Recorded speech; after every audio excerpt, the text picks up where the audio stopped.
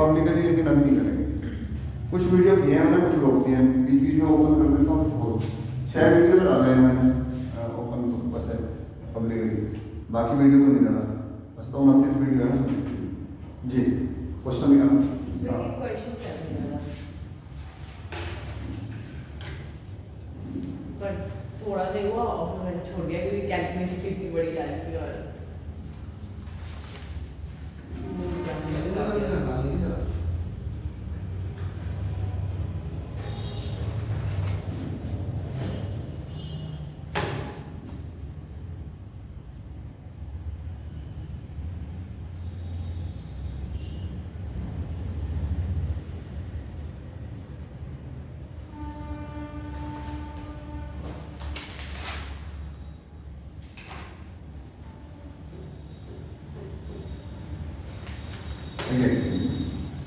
जैसे कि green marker आपके पास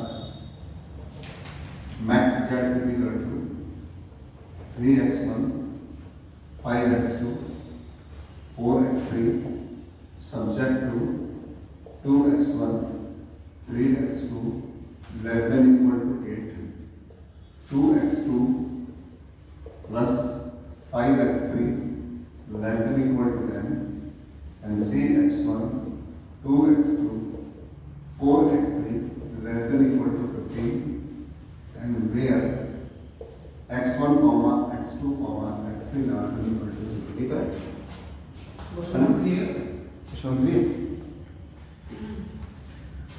अब इसे कैलकुलेशन हो टिपिकल, ठीक है, इसे सॉल्व है नोट्स में, नोट्स में है नोट्स में सॉल्व है। अब सबसे पहली बात तो वही आती है कि हम इसको स्टैंडर्ड में कैसे कन्वर्ट करें। मैक्स भी ऑलरेडी है, सारे वेरिएबल आपके लिए यहाँ पर लार्ज देन इक्वल टू 0 है, मतलब कोई भी अनरेस्ट्रिक्टेड नहीं है। तो 3 इक्वेशन है, तो 3 स्लैक वेरिएबल यहाँ लिखे जाएंगे और इस जगह पर सब्जेक्ट को जब आप करेंगे 2x1 plus 3x2 0x3 x4 आपने ऐड किया, तो मैं थोड़ा समय बचाऊंगा इक्वल टू में 8 यहाँ 0x1 2x2 5x3 0x4 plus x5 0x6 is equal to 10 और 3x1 2x2 4x3 0x4 0x5 plus x6 is equal to 15 and there x1 से लेकर x6 larger equal to 0 and x3 x4 x5 and x6 are slack variables। ये आपने mention कर। इतना होने के बाद आपके पास तुरंत लिखने का काम है, वो ये है here a is equal to 203 322 054 100 010 001।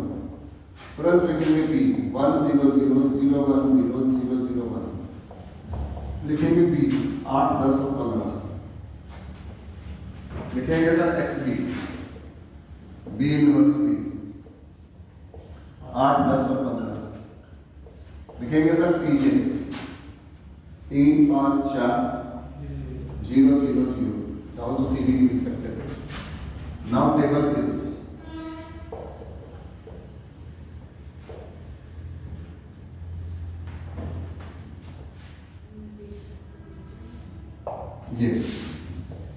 ये है आपका बेसिक वेरिएबल।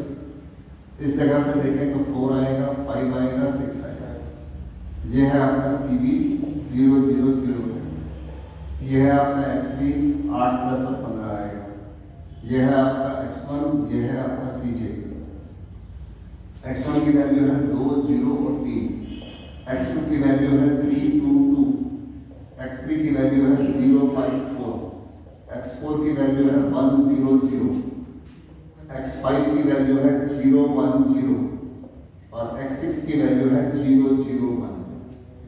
यस, ठीक है ना।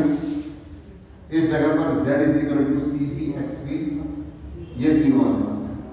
ठीक है ना। इस जगह पर यहाँ लिखोगे ऊपर आप 3 5 4 0 0 0, यहाँ लिखोगे आप मिनिमम रेशो, ठीक है, XB अपॉन XK। तो आपको किसी को कहना भी नहीं, आपको स्पीड बनानी है, बस ये ध्यान रखना, स्पीड बनानी है। अब इस जगह पर क्या किया हमने कि मल्टीप्लाई किया, तो ये -3 आएगा, ये -5 आएगा, ये -4, ये 0 0 0, ये रहा आपका del 1, ये रहा आपका del 2, ये रहा आपका del 3, ये रहा आपका del 4, ये रहा आपका del 5, ये रहा del 6, और del J बराबर हमने लिया है CB XJ माइनस CJ। ठीक, एक आधा निकाल मोस्ट नेगेटिव है ना, 8/3, 10/2 और 15/2, ये आपके लिए मिनिमम है और ये आपके लिए ये है। ठीक, कई लोग क्या करते हैं, इसको भी सॉल्व कर लेते हैं हैंड टू हैंड कैलकुलेशन इस वाले नंबर, लेकिन ये क्यों मेहनत करनी है, जब सिंपल मल्टीप्लाई करके मैं माइनस करके निकाल रहा हूँ, तो इसको खामा ऑपरेशन में लाने, इसे भी जीरो करते हैं, मतलब इसे 1 बनाते हैं, फिर 1 से इसको इसको और इसको जीरो कर देते हैं, ये पूरी एक बार में निकाल देते हैं वो लोग। लेकिन ये पंगा क्यों करना है, जब मुझे पता है कि इसकी मैं सिंपल मल्टीप्लाई करके वैल्यू निकाल सकता हूँ, तो रो ऑपरेशन का टेंशन क्यों नहीं। ठीक है, हम कल इतने हिस्से पर फोकस करेंगे कि इसे 1 बनाना और इनके जरिए इनको जीरो करना। तो अब हमारी और आपकी सबसे पहले तो बात आती है लैंग्वेज की। आप लिखेंगे हियर x2 इज क्या सर, इनकमिंग वेक्टर एंड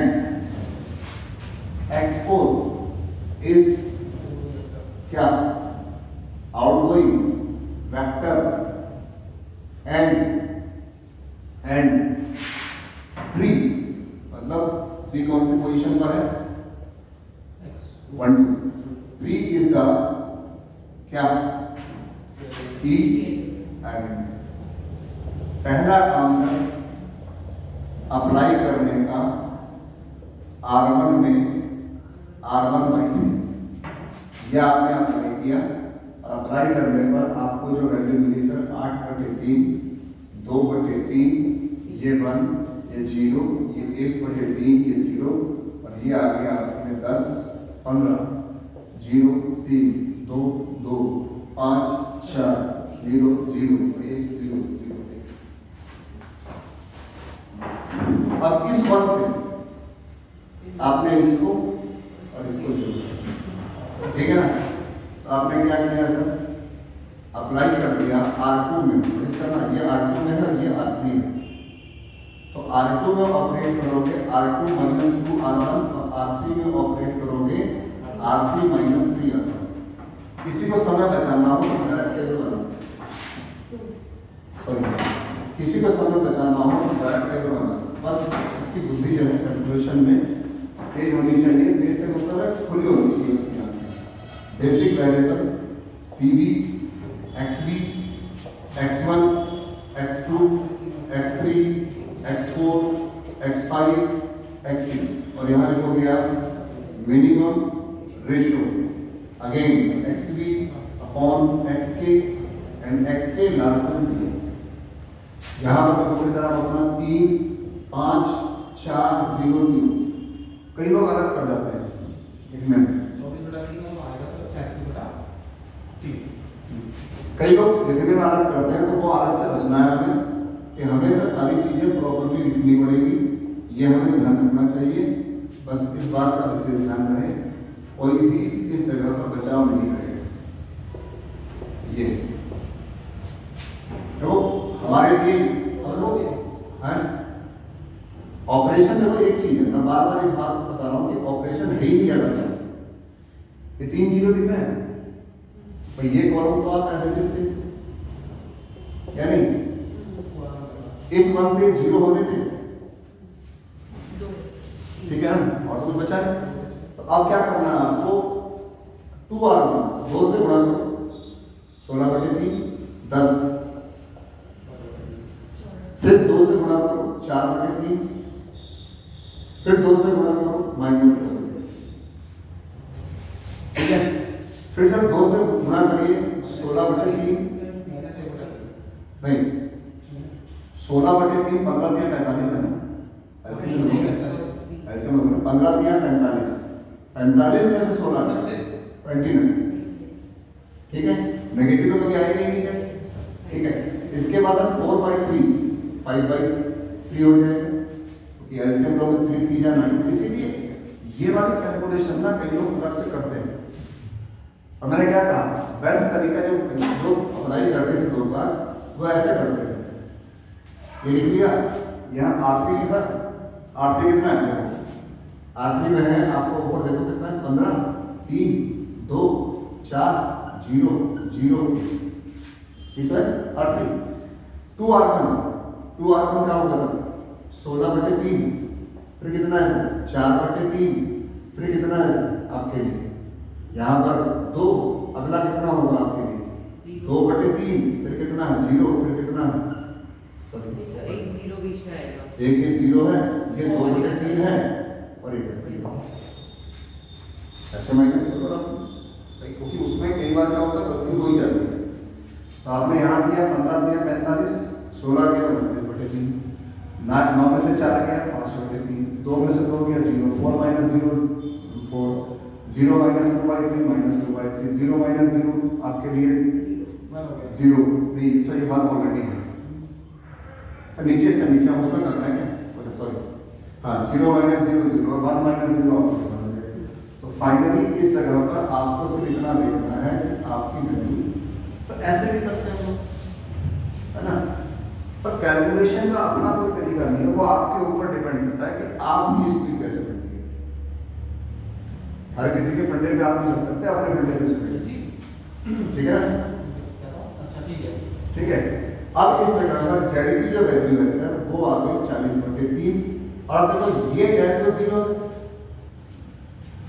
तो कई लोग तो ऐसे होते हैं कि इसको भी 0 कर देते हैं लास्ट देखा था -5 तो उसको ऑपरेशन से सॉल्व करते हैं ऑपरेशन की जरूरत नहीं है इतनी तो मल्टीप्लाई मैं कर ही सकता हूँ कि 10/3 में से 3 गया 1/3 यहाँ जाऊंगा तो -4 यहाँ जाऊंगा तो 5/3 आई थिंक ये काम के लिए मुझे ऑपरेशन की जरूरत नहीं है क्यों और -4 आते ही ये डिसाइडेड हो गया सर ये इनकम मोस्ट नेगेटिव डेल्टा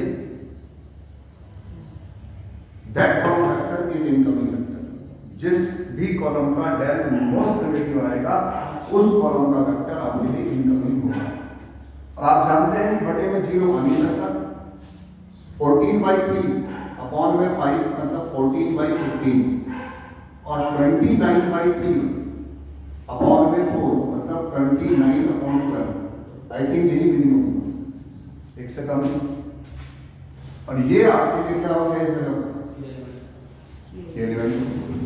फिर वही प्रोसेस कि आपने लिखना है कि x3 is incoming vector x5 is output vector 5 is the key element और आपको 5 को पहले 1 बनाना है तो ऊपर देखो ऑलरेडी 0 है सिर्फ नीचे वाला 0 करना है पूरा तो करना नहीं है आपको और नीचे वाला 0 करके नई टेबल बनेगी यहाँ 2 आएगा यहाँ 6 आएगा बस यहाँ पर क्या आएगा 3 और आगे कैलकुलेशन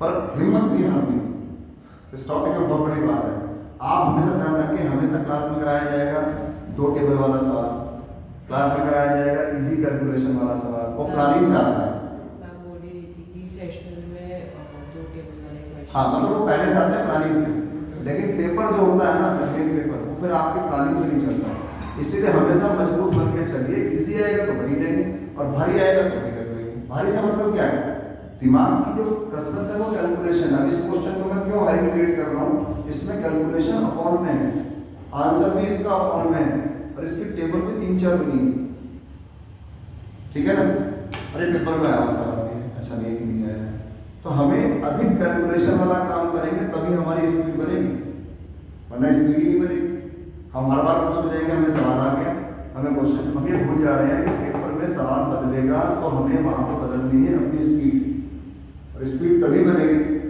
जब आपकी प्रैक्टिस बड़े न्यूमेरिकल्स में होगी जैसे कल अनबाउंड वाला सवाल आया कुछ भी नहीं था जैसे सुमित ने सवाल दिया वो एक टेबल में खत्म हो गया ठीक है सवाल है आपके नोट्स में, ध्यान रखिए मैंने वो सवाल किए हैं जो थोड़े बड़े हैं, वरना छोटे मोटे सवाल मैंने भी छोड़ रखे हैं नोट्स में, क्योंकि वो तो आप भी कर लोगे। दिखाना मोबाइल में नोट्स दिखाना, कर लोगे ना सवाल को आगे? आगे तो नोट्स में है ही। मैं एक सवाल देख रहा था तो मोबाइल में मुझे लगा था मैं समझाऊंगा, बेटा तुम इसको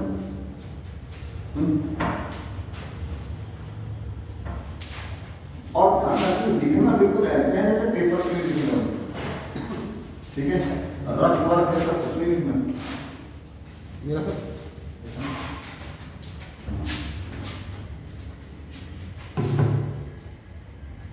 जी सवाल सवाल नीचे हाँ स्टार्ट में हाँ वो एक 8वां सवाल है, तो अलग तरह का सवाल मतलब सीधा सिंपल सवाल ये है। करते सर 20 मिनट 19 वाला। हाँ मैं वही करना छोटे वाला। है, ये तो बहुत इजी है, ये तो दो बार में खत्म हो जाएगा, एक ग्राफ में भी किया। ये करते हैं 7 ये पेपर में आया। देखो एक सवाल पूरा और करते हैं ताकि सिंपलेक्स में आपकी हिम्मत होती है और सातवां नोट्स में भी सॉल्व नहीं सॉल्व नहीं सर ये। है। हाँ 20 बटे 19 आप बहुत ही चलो पहले 20 बटे 19 ही कर देते हैं।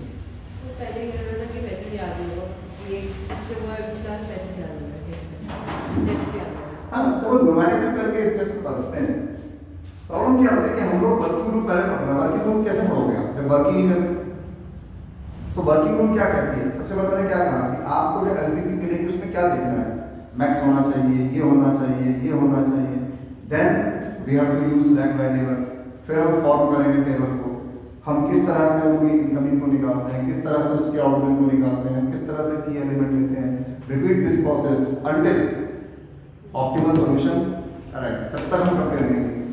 ऑप्टिमल सॉल्यूशन क्या होगा उसके भी हमने ऑप्शन लिखा था, नोट्स करोगे अपना, तो डेल जे नेगेटिव है पॉजिटिव है, उस कंडीशन में क्या देखना है आपको, तो वो चीजें जब तक खत्म नहीं होंगी तब तक हमारा क्वेश्चन का वर्किंग हमें समझ में आएगा। अब वही अब पढ़ो आप इसकी वर्किंग जो हमने नोट्स के शुरू में लिखी है। अब आपको कुछ एक सवाल देखना, पहला सवाल, पहले सवाल को मैंने बहुत लंबा करके लिखा है और एक बार मैंने और करके लिखा है, और करके जो लिखा है एक्चुअल में वो करना है पेपर, और जो और से पहले लिखा है वो आपको स्टेप बाय स्टेप समझाया गया है कि भाई पहले ये करते हैं फिर ये करते हैं। अगर आप देखोगे अभी मैं दिखाता हूँ आपको, क्वेश्चन नंबर 1 आप देखना, आपने सबसे पहला क्वेश्चन जो सॉल्व है उसकी मैटर को पहले हम सवाल कर रहे हैं। तो ये सवाल भी बढ़िया सवालों में से है, किताब में चूंकि इसका आंसर गलत है इसीलिए मैंने इसका आंसर यहाँ डिस्प्ले नहीं किया है। इजी क्वेश्चन है, सच दैट न्यूमेरिकल है 2x1 plus 3x2 less than equal to 48। दूसरी इक्वेशन है x1 plus 3x2 less than equal to 42। और तीसरी इक्वेशन है sir x1 plus x2 less than equal to 21 and x1 x2 less than equal to 0। ये हमारे पास काम था। Okay, अब गौर करने की बात है, थोड़ा सा मैं यहाँ स्टैंडर्ड एलपीटी सब कुछ ओके, मैक्स भी है, बी पॉजिटिव है, सारे वेरिएबल आर इक्वल टू 0 है। हम लिखेंगे यहाँ पर using slack variables x3 x4 and x5। LPP जो होगी सर आपकी ऑलरेडी वो ये होगी, max Z is equal to 2x1 4x2 0x3 0x4 0x5 और सब्जेक्ट टू में होगा sir 2x1 plus 3x2 plus x3 0x4 0x5। अगली होगी sir x1 plus 3x2 0x3 x4 0x5 42। अगली होगी sir x1 plus x2 0x3 0x4 plus x5 21। Where x1 से लेकर x5 data लिखना। ठीक, आप इसका सा a is equal to b is equal to लिखते रहना। मैं डायरेक्ट आपको फिलहाल टेबल बना रहा हूं, ध्यान रखना मैटर में ये चीजें लिखनी पड़ेगी। जैसे मैं लिखने जा रहा हूँ थोड़ा शॉर्टकट हो जाएगा। हमने क्या किया सर, इसका बेसिक वेरिएबल यहाँ पर सी बी एक्स बी, यहाँ पर x1 x2 x3 x4 x5 x6, ठीक है सर, x5 का 3 पर। इसके बाद सर क्या रहेगा, minimum ratio xb upon xk and xk larger than 0, ठीक। ये रहेगा 2, ये रहेगा 4, ये रहेगा 0, ये रहेगा 0, ये रहेगा 0, ये रहेगा 6। यहाँ आएगा सर आपके लिए 2 1 1 3 3 1 1 0 0 0 1 0 0 0 1। सामने से बैठकर सुनना और देखना बहुत आसान लगता है, ये सब चीज लिखनी जब पड़ती है ना तब पता लगता है कि अपने को भी टेंशन हो गई है। क्योंकि ये लिखना लिखने में ये बात गलती हो जाती है, क्योंकि ऊपर पीछे ध्यान घुमाने के लिए तो आदत होनी चाहिए। ये इस जगह पर कॉल करें z C B X B finally 0 आएगा, ये 0 0 0 एक्स बी कितना होगा 48 42 21, यहाँ क्या आएगा x3 x4 and x5। Sir ये आएगा -2, ये आएगा -4, ये 0 0 0, ये है सर आपके 48 अपॉन 3 16, 42 अपॉन 3 14 और 21 अपॉन 1 21। आई थिंक ये आपके लिए क्लियर, ठीक है ना, साफ दिख रहा है। Here x2 is incoming and x4 is outgoing vector and 3 is the क्या here। और चूंकि सेकंड रो में है तो अप्लाई क्या करोगे आप R2 में R2/3, ये हो जाएगा सर 48, ये हो जाएगा 14, ये 21, ये 2, ये हो जाएगा आपके लिए 1/3, ये 1, ये 3, ये 1, ये 1 0 0 0 1/3 0 0 0, ठीक है ना। नहीं गाइस ठीक है ना। अब इस 1 से 0 तक जाना है, अप्लाई करना है आपको R1 में R1 माइनस 3R2 और R3 में R3 माइनस R, ठीक है ना। इधर देखो ठीक, अब ध्यान देना मैं यही बता रहा हूँ, यही करूँगा, कर दो उसको।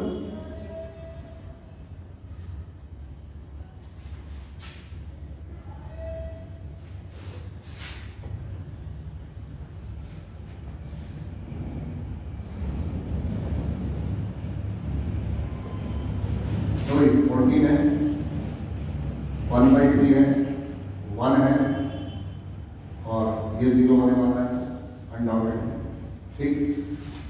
और इसके बाद यहाँ पर आप जाओगे 0 रहेगा, ये 1/3 है 0, ओके। अब मैं जो काम करने जा रहा हूँ R1 माइनस 3R2 3 से मल्टीप्लाई करो, 48 में माइनस करोगे 6 है, ठीक है। 3 से मल्टीप्लाई करो, माइनस करने में कितना आएगा 1 आएगा।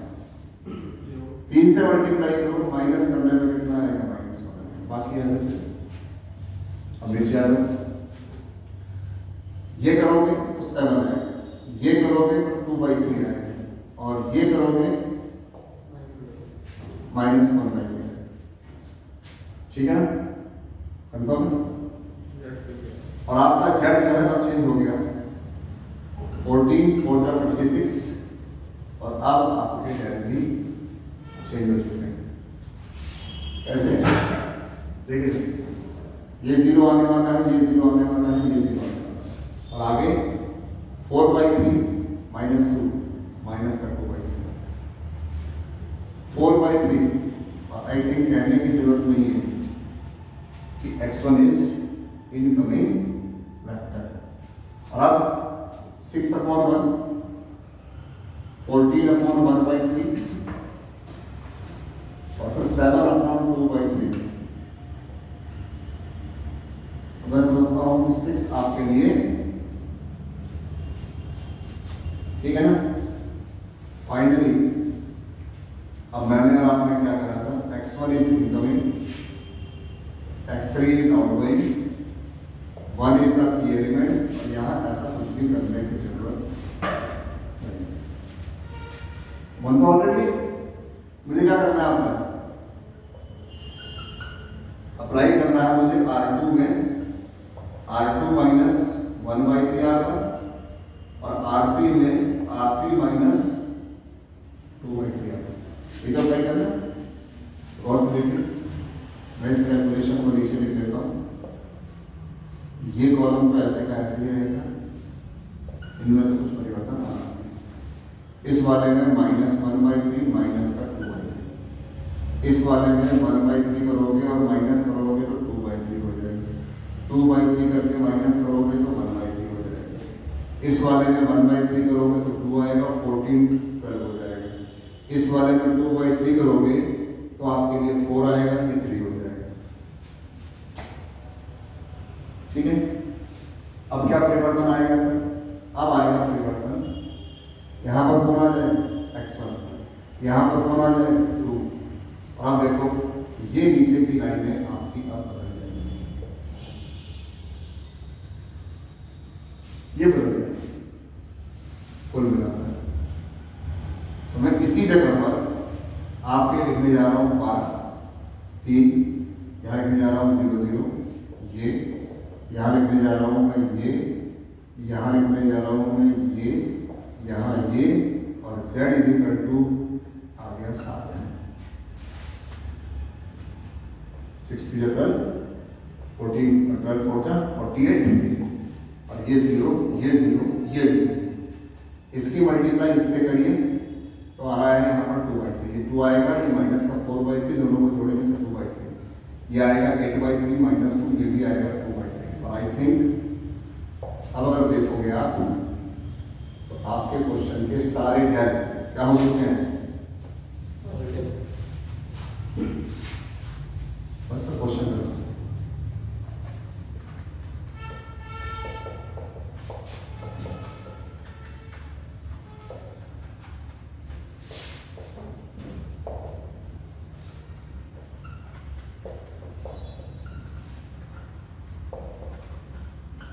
क्या है x1 की वैल्यू 6, x2 की वैल्यू 12, ये आंसर है, and z is equal to 16, that's all. Correct. तो मैं इसमें ना x3 इनकमिंग आ गया, वो आउटगोइंग आ गया 48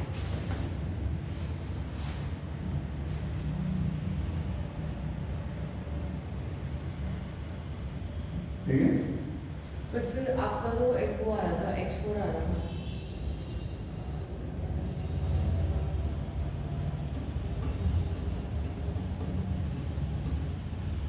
वीडियो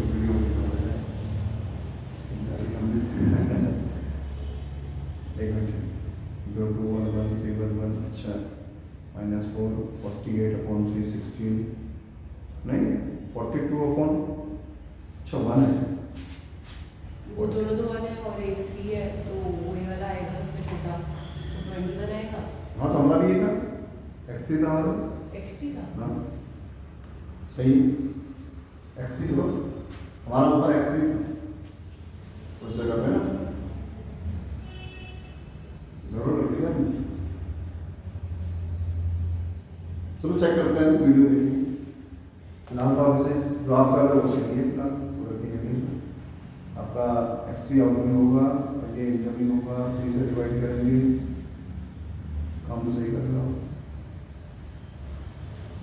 फिर अगली बार आपका डिटेल बनी नहीं है, अभी टेबल में वही बना रही थी, पर मैंने देखा कि आपका लगा रहा है, मेरा लगा नहीं वो मैंने मिटा दिया ना, मतलब उसी टेबल में करते आ रहा हूँ। तो दिक्कत कहाँ आ रही है? कैलकुलेशन दिक्कत आ रही है? नहीं, मेरा ना फिर ये प्रॉब्लम हो रहा है कि जब मैं इसको निकाल रही हूँ ना R2 माइनस R1 के दोनों से 3 से डिवाइड कर दिया, तो मैंने पूरी इक्वेशन को भी 3 से डिवाइड नहीं किया।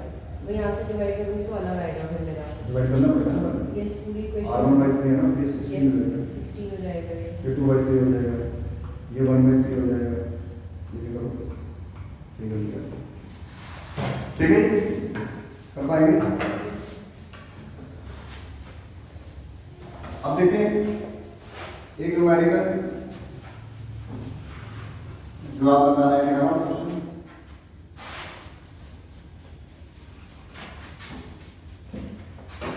देखा ना वो क्वेश्चन जो क्वेश्चन नंबर 6 है।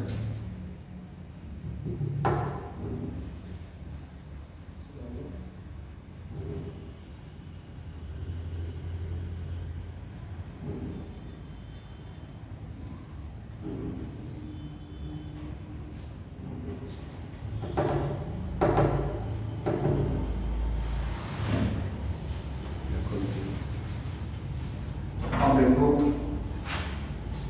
कि कुछ लोग कैसे इस क्वेश्चन को कम पढ़ने में करते हैं और वो कितना खतरनाक होता है उसका हमारा सबूत है।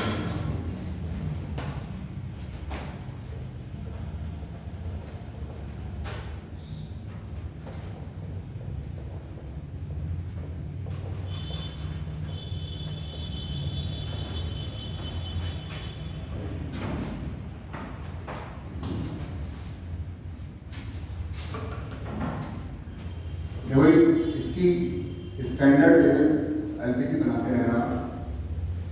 मैं फिलहाल यहाँ लिखे जा रहा हूँ बेसिक वेरिएबल, ध्यान देना सभी है। CV 00 XB 15 10 X1 35 X2 52 X3 10 X4 0 और यह आएगा मिनिमम रेशियो और यहाँ आएगा आपके 5 3 0 3। ध्यान देना ये z आएगा 0, ये -5, ये -3, ये 0, ये 0, राइट। ये हो गया 15/3 10/5, ये 2 और ये 5। ओके बात, ध्यान देना।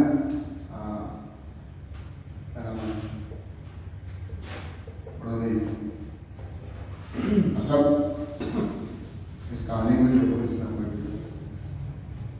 तो लिखा हुआ है।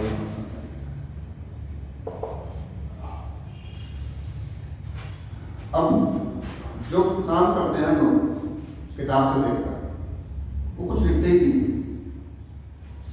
हमें पता है कि ये एलिमेंट, हमें पता है ये इनकमिंग है, हमें पता है आउटगोइंग है, हमें पता है इसे 5 से डिवाइड करना है। क्या करते हैं 2 1 2/5 0 1/5। ध्यान देना यहाँ लिख दिया हमने क्या x1, यहाँ क्या लिख दिया x3, यहाँ क्या लिख दिया आपने 0, यहाँ क्या लिख दिया आपने 5 और इस 1 से इसको 0 कर दिया तो क्या ऑपरेशन लगेगा R1 माइनस 3R2। देखो 15 में से 6 गया 9, यह आएगा 0, यह आप इससे फोकस करना, इस पर देखना, इस पर देखना। 6/5 में से 5 गया, सॉरी हाँ 6/5 25 में से 6 गया और उसके बाद गौर करें ये 1 और ये आपके लिए माइनस का 3 आएगा। लेकिन ये जो काम ऐसे किताबों में ऐसे बहुत है डिवाइड कर दिया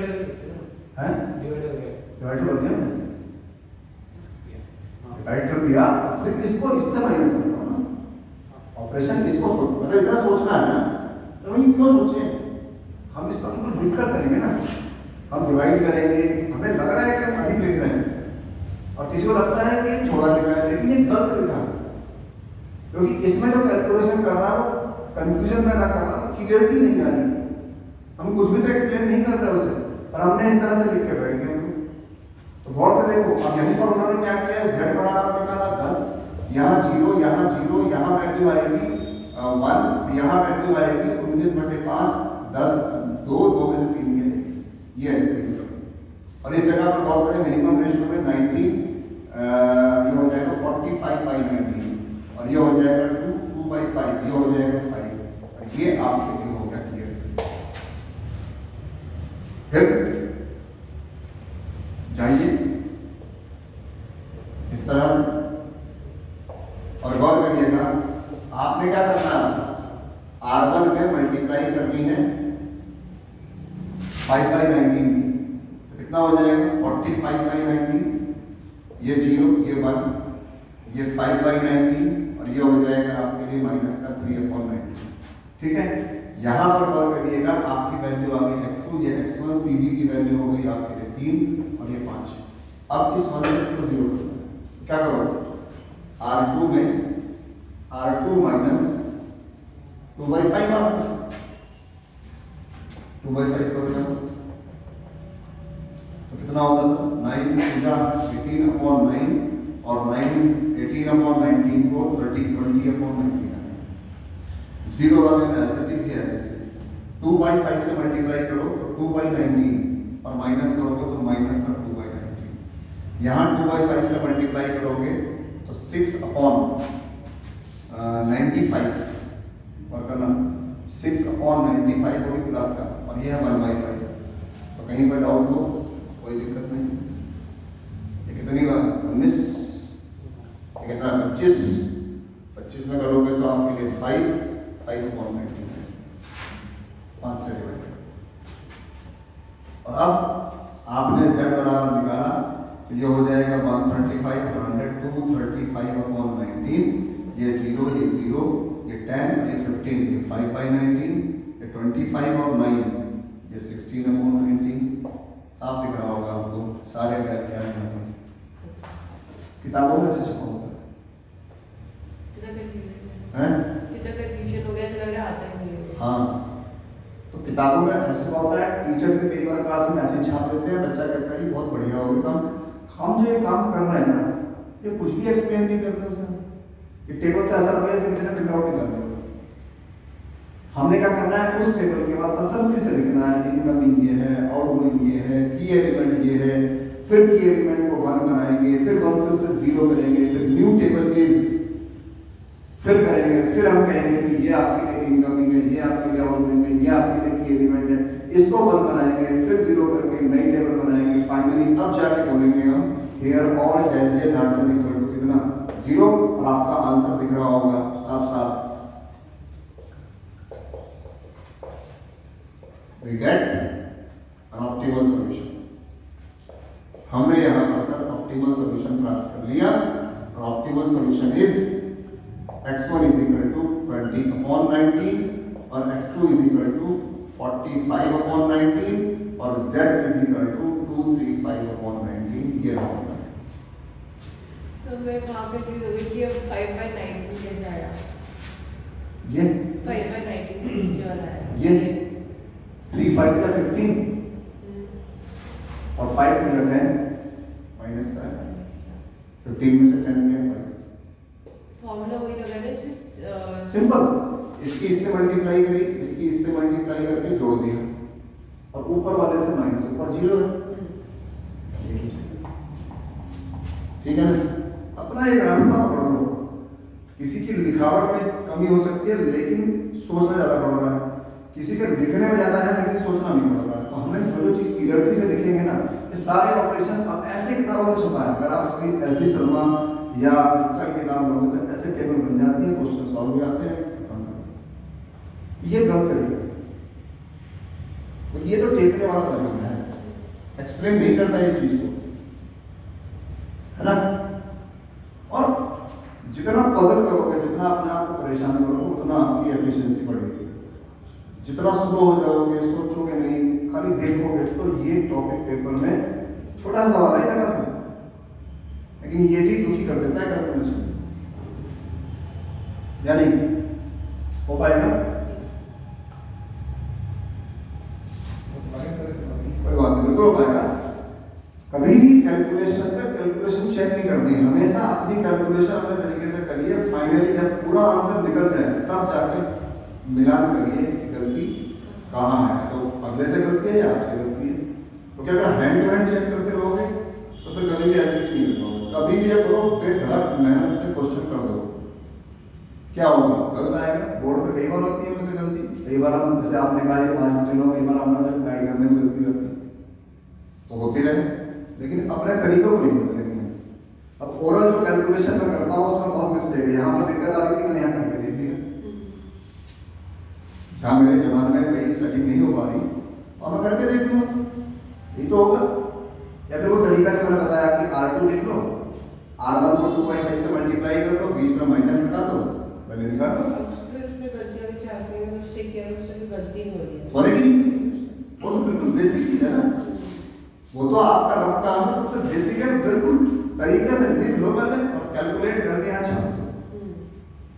इतना सरल तो होता ही है। मैंने कहा ना ये तरीका हमने MBA वालों को सिखाया था, क्योंकि उनसे नहीं होती रो ऑपरेशन, कॉलम ऑपरेशन, कुछ नहीं हो रहा था उनसे। और जैसे हम और मैं बोल रहा हूँ कि मैं और कर रहा हूँ तो ये नहीं कर रहे, उन्होंने कभी करा ही नहीं। अब काम वही कर रहे हैं, लेकिन उनको को अच्छा लगा कि भाई मैंने यहाँ पर R2 लिखा और R2 लिखने के बाद 2/5 R1 लिखा और जो कैलकुलेशन करके यहाँ वैल्यू आई वो यहाँ पे मैंने R2 क्वेश्चन खत्म। ठीक है ना? तो आपके पास जितने सवाल दिए हैं वो सारे सवाल देखिएगा सिंप्लेक्स के। अब सबसे पहला सवाल जो नोट्स का है आपके, उसको पढ़िएगा। तो कुछ सवाल में क्या बताया गया है, वर्किंग स्टेप बताया गया है। उसमें हिंदी में भी लिखा है मैंने कई जगहों पर कि ये नहीं आना चाहिए, ये आना चाहिए, वो नहीं आना चाहिए, ये आना चाहिए। और फिर उसके बाद मैंने और करके वो सवाल वो किया है जो पेपर में करना है। पेपर में तो नीचे वाला करना है, इस तरह से पूरा लिखित, वो सब नहीं बताना कि भाई ये कंडीशन वो कंडीशन। वो तो हमने अपने लिए क्वेश्चन किया कि ऐसा नहीं आएगा, वैसा नहीं आएगा, ऐसा नहीं होगा, वैसा नहीं होगा, वो तो अपने लिए है। जो उस पहले क्वेश्चन में लिखा है वो समझ लो बेस है, उससे हटके कुछ नहीं हो सकता। अगर उसके हटके कुछ हो रहा है तो हमसे कहीं ना कहीं कैलकुलेशन में गलती हो रही है, और यहाँ पे तुरंत मालूम पड़ जाएगा पेपर के थ्रू, हम गलत करके आएंगे ये तय है। और ध्यान रखना पेपर में जो भी सवाल देखा है मैंने आज तक, ज़्यादातर सवाल कई क्वेश्चन ऐसे मिल जाते हैं तो जिनकी न्यूमेरिकल वैल्यू चेंज कर देते हैं बनाने वाला जिसमें जो किताब होगी। तो घबराहट की तो बात ही नहीं है, मेथड अपने को आता है, कर देंगे। ठीक है ना? तो आज करिएगा सवालों को और पहला सवाल देखिएगा। एक इसका लास्ट सवाल जो है वो मतलब इम्पोर्टेंट नहीं है, लेकिन एक अटपटा सवाल है, आप उसे पढ़िएगा। उसमें सारी इक्वेशन इक्वल है, क्योंकि सिंप्लेक्स में सारी क्या कर रहे हैं, लेस देन। तो वो सवाल इक्वल है तो वो सिंप्लेक्स में कैसे आ गया? अब ध्यान से देखना, उसकी हर इक्वेशन में एक वेरिएबल ऐसा है जो सिलेक्ट वाला काम कर रहा है, मतलब आइडेंटिटी बना रहा है। तो मतलब उस इक्वेशन में कुछ भी जोड़ने की जरूरत नहीं है, खाली आइडेंटिटी बनी हुई है, उसको फॉर्मेट में लाना है। और जैसे ही आइडेंटिटी बन जाए, डिवाइड बाई लिखा है मैंने, डिवाइड बाई उसे 1 बनाने के लिए, और जैसे आ जाए टेबल बनाइए क्वेश्चन सॉल्व। तो वो क्वेश्चन इसलिए दिया है मैंने कि हम ऐसा ना हो कि हमें सब कुछ आता हो और इतनी मामूली सी बात वाला सवाल आ जाए और हम कहें क्या आ गया। तो वो सवाल आपके लिए। ठीक है, मिलेंगे परसों, बात करेंगे। कल तो छुट्टी रहेगी, परसों हो सकता है फिर बुला दूंगा आपको। तो जैसा भी होगा तो मैसेज कर दूंगा कल आपको। और सिंप्लेक्स में कोई डाउट हो तो वो क्लियर कर दीजिए, ग्राफ में कोई डाउट हो तो वो क्लियर कर दीजिए। नहीं, 2 फेज तो नहीं आएगा, लेकिन हाँ बिग एम कल करेंगे, परसों करेंगे, 2 फेज उसके जैसा ही है। तो बिग एम में 2 फेज नहीं आएगा पेपर में कंफर्म। तो कॉन्वेक्स में कोई दिक्कत हो वो पूछ लीजिए, ग्राफ में कोई दिक्कत हो वो पूछ लीजिए, सिंप्लेक्स में कोई दिक्कत हो तो वो पूछ लीजिए। ठीक है, फिर हम मिलते हैं परसों के टाइम में, जो भी होगा।